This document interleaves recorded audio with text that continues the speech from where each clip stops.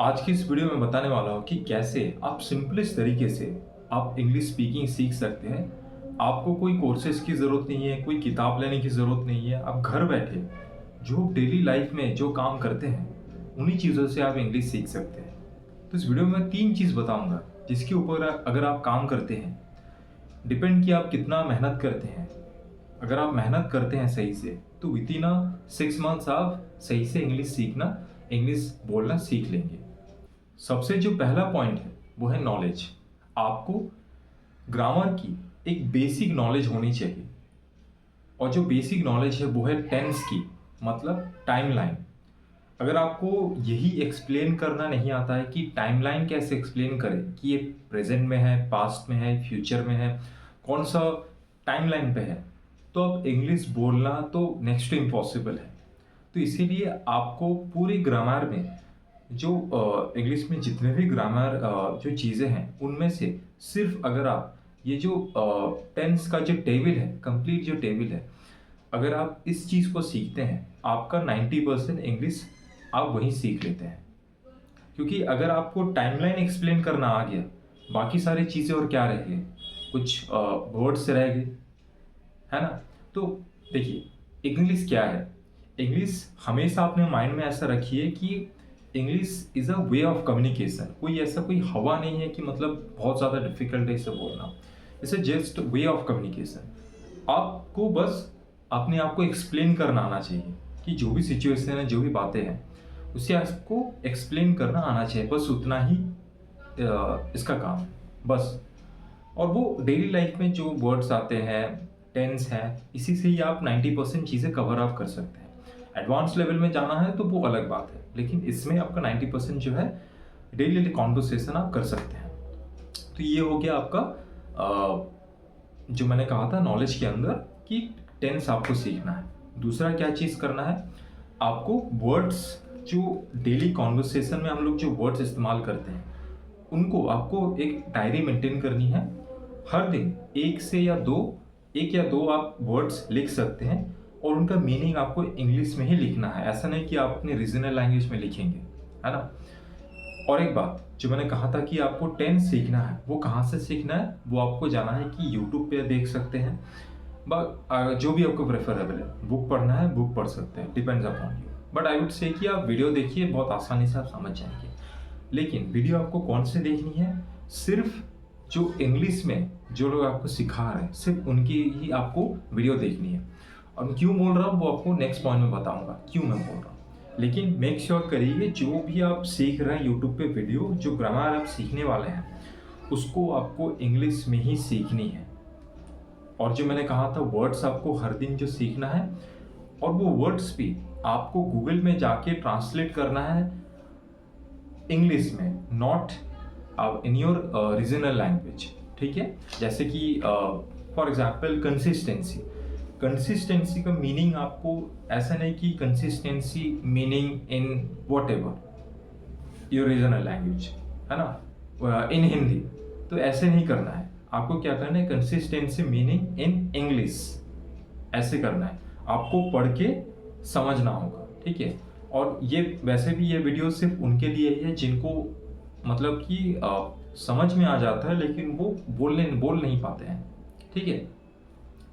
ये उनके लिए नहीं है कि जिनको एकदम समझ में ही नहीं आता है, तो आपको बेसिक से स्टार्ट करना होगा, ग्राउंड जीरो से। ये उनके लिए है जिनको समझ में तो आता है लेकिन वो बोल नहीं पाते हैं, राइट। तो क्या मैंने कहा कि आपको नॉलेज में जो पहला पॉइंट है कि नॉलेज, उसके अंदर आपको जो ग्रामर है, ग्रामर में आपको टेंस जो है, जो टेबल होता है, टाइमलाइन का टेबल होता है, वो आपको यूट्यूब पे देखना है, इंग्लिश में देखना है, ओके। दूसरा मैंने कहा कि आपको हर एक दिन 1 से 2 वर्ड सीखने होंगे, और उनका मीनिंग आपको इंग्लिश में ही समझना होगा। इंग्लिश में क्या है वो लिखना होगा, और उसका यूजेस भी आपको डेली लाइफ में कैसे यूज़ करना है, एक आप वो भी आप लिखेंगे अपने डायरी पे, ओके।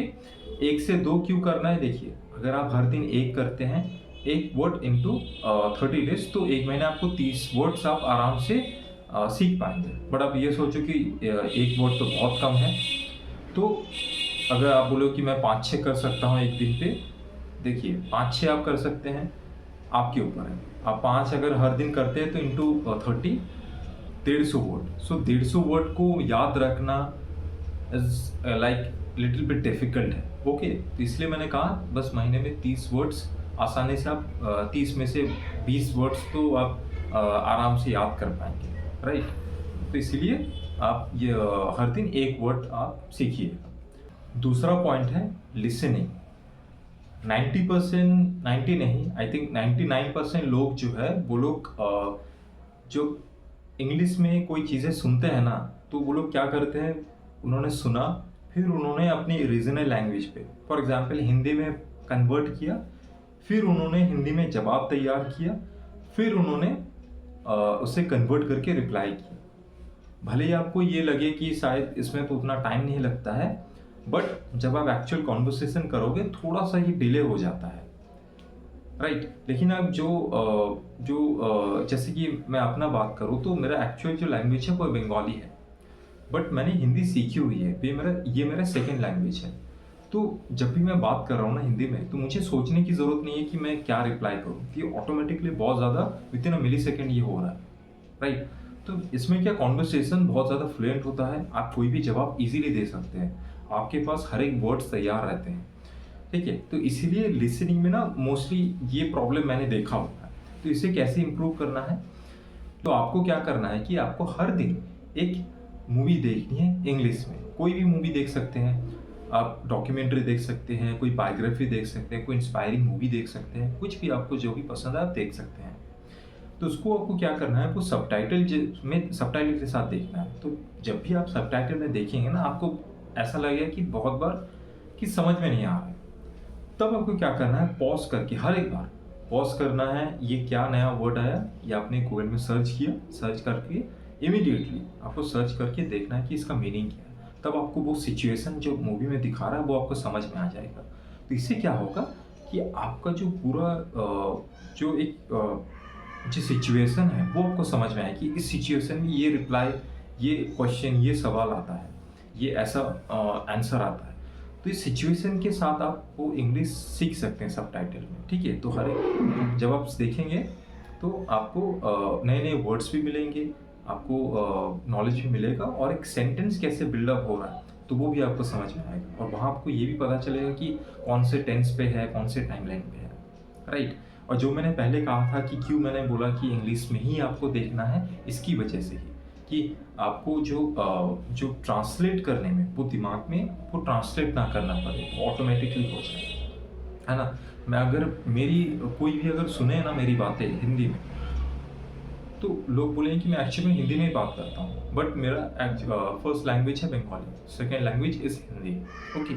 तो ऐसा कैसे हुआ, बचपन में मेरा जो फ्रेंड सर्कल था वो मोस्टली वो हिंदी में बात करते थे, और मैंने सुन सुन के बोल बोल के थोड़ा बहुत टूटा टूटा फूटा बोल बोल के सुन के मैंने हिंदी बोलना सीखा है। मैंने कोई हिंदी की किताब नहीं पढ़ी है, मैंने कोई ग्रामर नहीं पढ़ी है, वो बोल बोल के हो। तो यही सबसे इम्पोर्टेंट है आपका लिसनिंग में ये बहुत ज़्यादा आपको हेल्प आता है कि आपको क्या करना है कि आपका जो इन्वायरमेंट है वो इंग्लिश कर दो, गाना सुनना है इंग्लिश में सुनो। बुरा लगेगा, पता है, बहुत मतलब बेकार लगता है, मूवीज स्टार्टिंग में बहुत बेकार लगते हैं, कुछ समझ में नहीं आ रहा है क्या है यार, इतना पॉज करके हमेशा। बट कुछ 1 महीने 2 महीने जब आप मेहनत करोगे ना, जब आपको रिजल्ट दिखने लग जाएगा, तब आप खुद मतलब आपको लगेगा कि हाँ यार सही कहा था बंदे ने, ठीक है। तो ऐसा मैंने किया हुआ है, इसलिए मैंने आपको कहा, इसलिए मैं आपको कह रहा हूँ कि बहुत ज़्यादा इफेक्टिव तरीका है, और काफ़ी ज़्यादा इन्जॉय भी होता है, मूवी देखते देखते सीखने को मिलता है ना। सो अब आते हैं कि तीसरा पॉइंट पे। तीसरा पॉइंट क्या है, स्पीकिंग। अब मेनली क्या प्रॉब्लम होता है कि मेरे टाइम पे जो हुआ था, जब मैं सीख रहा था तो मेरे पास कोई नहीं था कि मैं बोलना सीखूं। अब मुझे ग्रामर तो आता है, समझ में भी आ रहा है, लेकिन बोलना प्रैक्टिस तो करना पड़ेगा कि कैसे प्रैक्टिस करें। तो तब मैं क्या करता था कि मैं देखता था कि मेरे फ्रेंड सर्कल में कोई है कि नहीं जिसको बात करना आता है कि नहीं। मेरे सर्कल में कोई नहीं था, और मोस्टली ऐसा होता ही है कि हर किसी के मतलब सर्कल में मैक्सिमम नहीं होते हैं। तो मैंने क्या किया कि मैं ना क्या करता था, वो कस्टमर सर्विस होता है ना, कि फ़ोन कर देता कि मेरा फलाना ढिलकाना ये प्रॉब्लम है, सो मैं क्या करूँ, कैसे रिजॉल्व करूँ। तो मैं टूटा फूटा इंग्लिश बोलता था। और कस्टमर सर्विस है तो वो लोग मेरा फ़ोन काट भी नहीं पाते थे और कुछ बोल भी नहीं पाते थे कि भाई तेरे को बोलना नहीं आता है तो बोल मत, हिंदी में बोल, ऐसा मजाक नहीं उड़ाएंगे वो लोग। तो ये मुझे पता था, तो इसलिए मैं जानबूझ के टूटा फूटा, वो लोग ध्यान से सुनते थे कि you can also speak in Hindi, जो भी ऐसा बोलते थे मुझे, तो बट मैं स्टिल मैं इंग्लिश में ही बोलता था।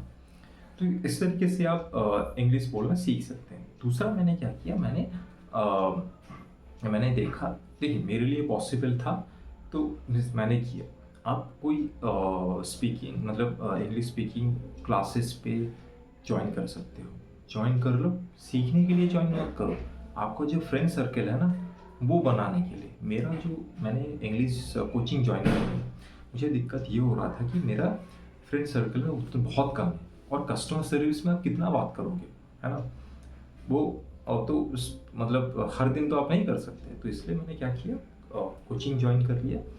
बहुत मिनिमम, बहुत कम पैसे में, 400-500 लोकल जो होते हैं 400-500 महीने में, तो वहाँ मैंने ज्वाइन करके, तो मेरा जो फ्रेंड सर्कल में जो ट्यूशन के बैच थे, तो उनके साथ मैंने दोस्ती करके, और मैं क्या करता था, घूमने शाम को निकल जाता था।